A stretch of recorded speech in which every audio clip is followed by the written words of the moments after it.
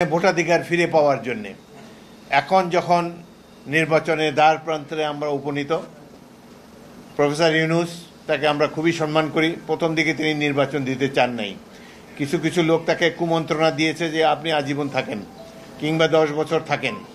তারও শখ হয়েছে মন্দ কি, এইভাবে যদি পতাকা উড়ানো যায়, এয়ার কন্ডিশনের মধ্যে থাকা যায়, প্রতি মাসে বিদেশ সফর করা যায়, আত্মীয় স্বজনকে মন্ত্রী বানানো যায়, উপদেষ্টা বানানো যায়, রাষ্ট্র ক্ষমতায় যে বেহিসাবি কত ধরনের তৎপরতা দেখা যায়, তখন তারও ধারণা ছিল যে এইভাবেই বোধহয় চলবে। কিন্তু 13 মাস অতিবাহিত হওয়ার পর প্রফেসর ইউনূসও উপলব্ধি করেছেন যে এই দেশে সংস্কার করা সম্ভব নয়, একমাত্র রাজনৈতিক দল পারে এই দেশকে ঠিক করতে। তারা এই যে কোটি কতক লোককে বসিয়ে দেওয়া হলো, তাদের পিএইচডি ডিগ্রি থাকতে পারে, জনগণের সাথে কোনো পরিচয় নেই। তারা বাংলাদেশে গ্রামাঞ্চল দেখে নাই, ধান গাছে তক্ত হয় কিনা জানে না, আমেরিকার থেকে উড়িয়ে নিয়ে এসেছে তাদেরকে। তারা কিভাবে বাংলাদেশের ভাগ্য নির্ধারণ করবে? এদের সহযোগী হয়েছে এখন একটি রাজনৈতিক দল যারা 71-এ মুক্তিযুদ্ধের বিরোধিতা করেছিল, যারা 47 সালে পাকিস্তান আন্দোলনের বিরোধিতা করেছিল, সব সময় জনগণের বিপক্ষে থাকে তাদের অবস্থান। আজকে তারা বাংলাদেশে ভাগ্য নির্ধারণ করতে চায়। তারা তুলে এনেছে কি পিআরের অধীনে নির্বাচন হতে হবে। পিআর কি? সংখ্যানুপাতিক নির্বাচন। পৃথিবীতে সখানে গণতান্ত্রিক দেশ আছে, 200 গণতান্ত্রিক দেশ আছে। এক এক দেশে যে যার কালচার অনুসারে, যে যার সংস্কৃতি অনুসারে, জনগণের অতীত অভিজ্ঞতার আলোকে সেই দেশে গণতান্ত্রিক ব্যবস্থা পরিচালিত হয়।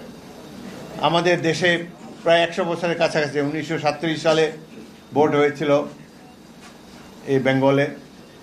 তার আগেও 2-1 বার ভোট হয়েছে, কিন্তু 37 সালে জনগণ প্রথমবারের মতো সংঘবদ্ধভাবে ভোট কেন্দ্রে গিয়ে তারা তাদের প্রার্থীকে নির্বাচন করেছে।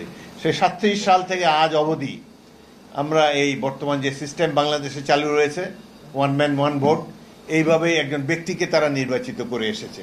প্রত্যেকটি আন্দোলন সংগ্রামে বাংলাদেশের জনগণ সঠিক সিদ্ধান্ত নিয়েছে, কোনোদিন তারা ভুল সিদ্ধান্ত দেয়নি। কিন্তু বর্তমান সরকারের এবং এই রাজনৈতিক দল জামাত ইসলামের কিছু কিছু লোক মনে করে যে আমাদের জনগণ ভোট দিতে জানে না, তারা অশিক্ষিত, সুতরাং ভোটের সিস্টেম পরিবর্তন করতে হবে। তারা সংখ্যানুপাতিক নির্বাচন বা পিআর বলে একটা ব্যবস্থা যেতে চায়। আমাদের আশেপাশে কোথাও পিআর নাই, আছে নেপালে ছিল, সেখানে 2 বছরে প্রায় 10টি সরকার এসেছে আর গিয়েছে, অবশেষে তাদের প্রাক্তন মন্ত্রী প্রধানমন্ত্রী কয়েকজনকে পুড়িয়ে মেরেছে। আমি বুঝি নির্মাণের শিল্প, সালাম স্টিল বোঝে ডিউরেবিলিটি। সালাম স্টিল, মোস্ট ডিউরেবল স্টিল। বোঝা যায় এটি একটি দুর্বল সরকার, এই সিস্টেম স্যুট করে না। সেটি ছিল নেপালে, আরেকটা ছিল শ্রীলঙ্কাতে, সেখানেও একই অবস্থা হয়েছে, জনরোষের সরকার পতন হয়েছে। পাশের দেশ ভারত, যাদের বুদ্ধিতে এই সমস্ত কথাবার্তা বলে, সেখানে কিন্তু পিআর নাই, সেখানে বাংলাদেশের মতোই নির্বাচন হয়।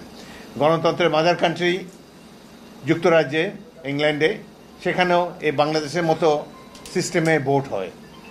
যদি এই পিআর সিস্টেম এতই ভালো থাকতো, তাহলে যারা 200-300 বছর ধরে যারা গণতন্ত্র প্র্যাকটিস করে এসেছে, তারা তো এই ব্যবস্থাতে, এই সংখ্যানুপাতিক নির্বাচনই তাদের দেশের জন্য গ্রহণ করত।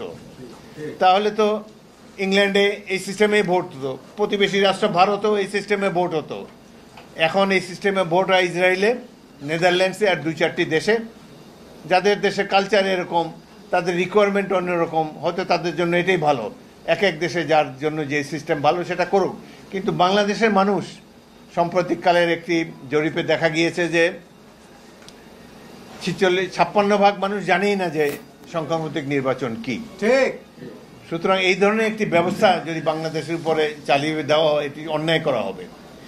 জনগণের রায়কে সবসময় এই জামাতে ইসলামী ভয় পায়, এই জন্য প্রত্যেকটা নির্বাচনে অংশগ্রহণ করে কোনোদিন 17টার বেশি আসন পায় নাই। আমাদের দল বিএনপি যখন লেজে গোবরের অবস্থা হলো, সবসময় বিপুলভাবে 4 বার তো জনগণের ব্যাপক সমর্থন নিয়ে আমরা রাষ্ট্র শাসনের দায়িত্ব পেয়েছি। 1996 সালে অনেক লেজে গোবরের অবস্থায় আমরা নির্বাচন করেও 120টি আসন পেয়েছি। তখন এই জামাতে ইসলামী, আওয়ামী লীগ ঐক্যবদ্ধভাবে বিএনপিকে প্রতিরোধ করার চেষ্টা করেছিল। তা আমরা সবসময় জনগণের রায়কে মাথা পেতে নেই। এই তারা যদি মনে করে যে 2-3টি দল পিআর সিস্টেমে নির্বাচনে যেতে চায়, তারা যদি মনে করে যে তাদের এই নির্বাচনী ব্যবস্থাই বাংলাদেশে মানুষের জন্য সবচেয়ে বেশি সঠিক, সবচেয়ে বেশি কার্যকর, তাহলে তারা তাদের নির্বাচনী ম্যানিফেস্টোতে, তাদের নির্বাচনী ইশতেহারে এটি তারা জনগণকে জানিয়ে দেখ যে আমরা নির্বাচিত হলে পরবর্তী কাল থেকে এই পিআর সিস্টেমের অধীনে বাংলাদেশে নির্বাচন হবে। কিন্তু দুই তিনটি রাজনৈতিক দল মিলে তো একটি নির্বাচনী ব্যবস্থা জনগণের উপরে চাপিয়ে দিতে পারে না। কোথাও এরকম হয়? গণতান্ত্রিক ব্যবস্থা হলো জনগণের সম্মতিতে সিদ্ধান্ত গ্রহণ। একমাত্র নির্বাচনই গণতন্ত্রের অনুষঙ্গ, যার মাধ্যমে আমরা সঠিক পথে যেতে পারি।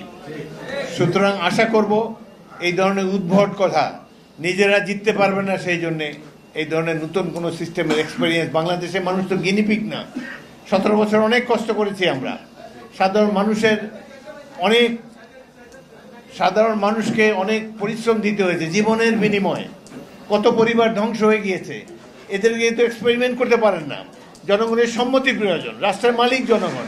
আমরা তাদের সম্মতি নিয়ে পরবর্তীকালে যদি যাদেরকে জনগণ আগামী নির্বাচনে, ফেব্রুয়ারি নির্বাচনে জনগণ যাদেরকে ভোট দিবে তারা দেশকে সাজিয়ে নেক, তারা যেই সিস্টেমে নির্বাচন করতে চায় তারা আগেই নির্বাচন আগে বলুক, জনগণের রায় পেলে সেই নির্বাচন তারা বাস্তবায়ন করুক, আমরা মাথা পেতে নেব। কিন্তু এইভাবে জনগণের উপর অত্যাচার করে নিজেদের স্বার্থে নিজস্ব দলীয়